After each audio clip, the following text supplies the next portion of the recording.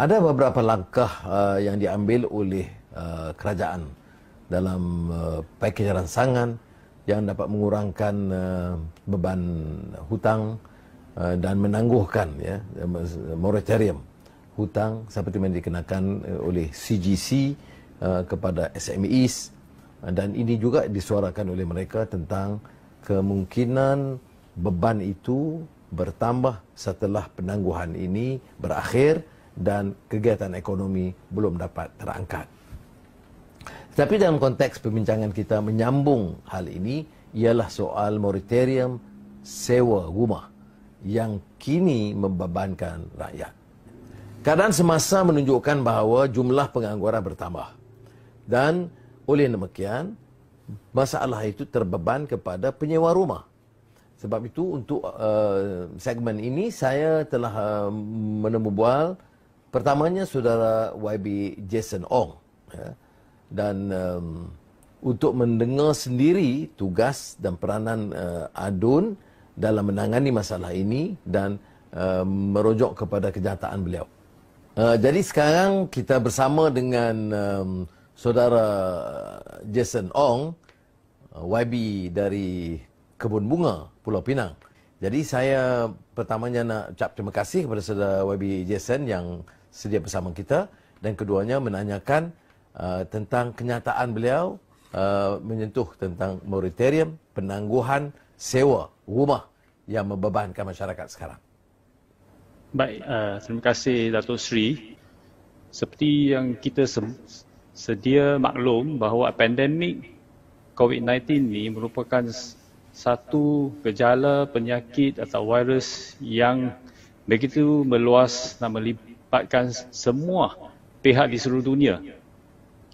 Dan ramai yang terkesan, terutamanya pada waktu ini, kita dapat bahawa ramai penyewa rumah, terutamanya untuk rumah kos rendah sederhana, ada yang telah di-retrench.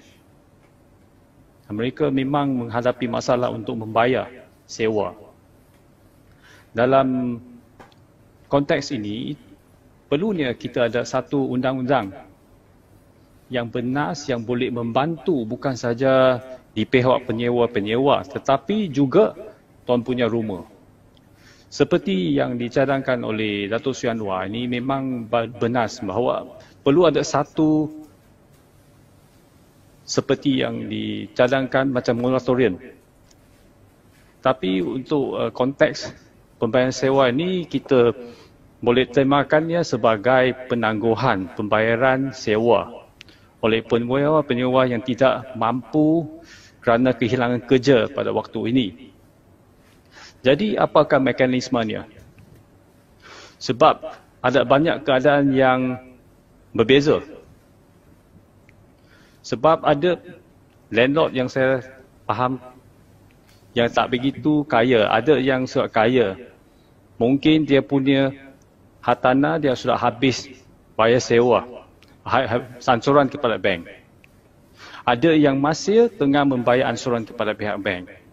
Jadi kalau kita minta pengurangan ataupun penangguhan pembayaran sewa untuk contohnya 3 bulan, 6 bulan, ini juga akan menyusahkan pihak tuan punya rumah.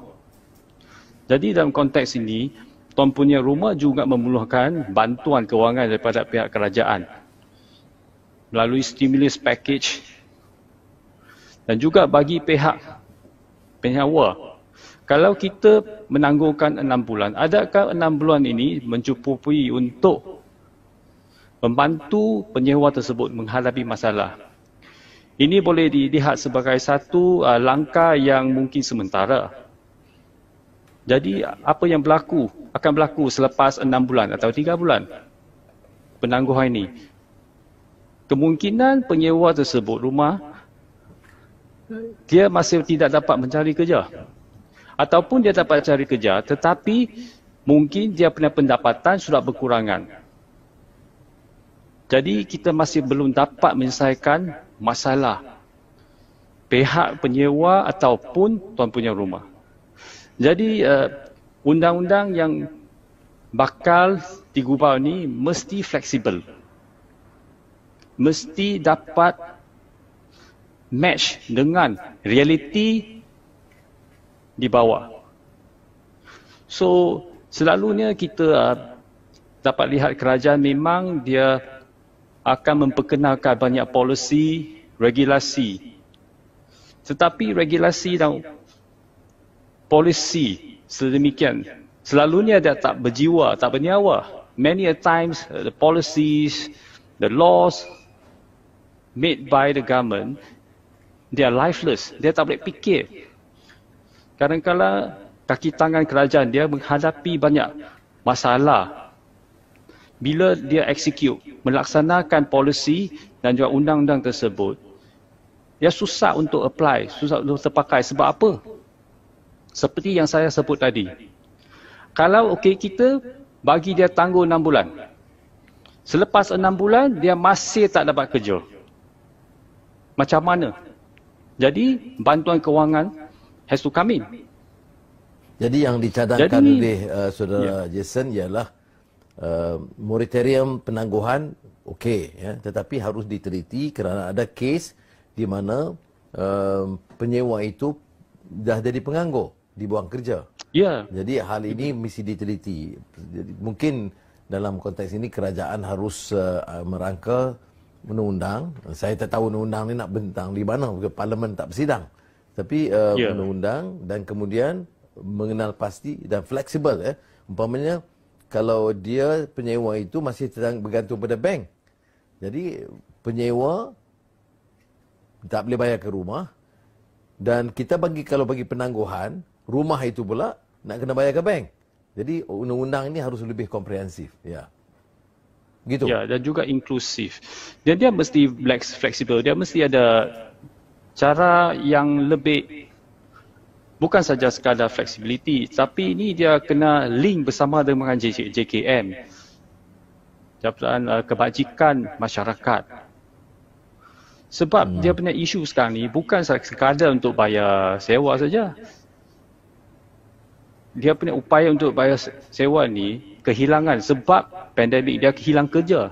Jadi pihak JKM juga kena bekerjasama dengan kerajaan. So ini melibatkan agensi kerajaan yang lain. Terima kasih saudara Jason Ong.